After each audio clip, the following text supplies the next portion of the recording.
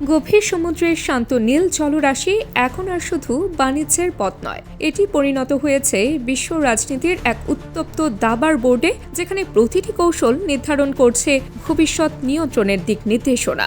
সেই বোর্ডে এবার অত্যন্ত সুকৌশলে নতুন এক চাল দিয়েছে বিশ্বের অন্যতম পরাশক্তি যুক্তরাষ্ট্র।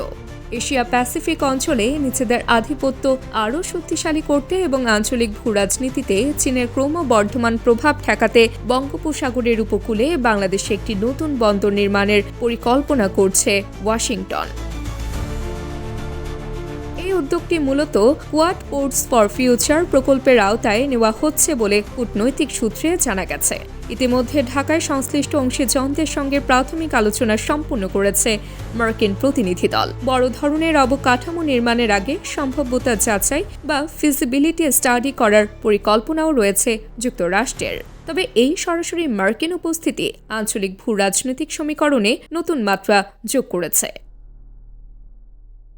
বর্তমানে বাংলাদেশের চট্টগ্রাম ও মংলা বন্দরে ভারতের বিশেষ যাতায়াত ও ব্যবহারের সুবিধা রয়েছে। অন্যদিকে জাপানের অর্থায়নে কক্সবাজারের মাতার বাড়িতে নির্মিত হচ্ছে দেশের প্রথম গভীর সমুদ্র বন্দর।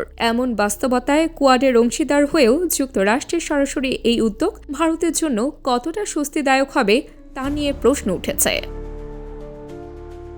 চীনকে টেক্কা দেওয়ার এই প্রতিযোগিতায় বঙ্গোপসাগর এখন আক্ষরিক অর্থেই বৈশ্বিক পরাশক্তিগুলোর কৌশলগত লড়াইয়ের কেন্দ্রবিন্দুতে পরিণত হয়েছে।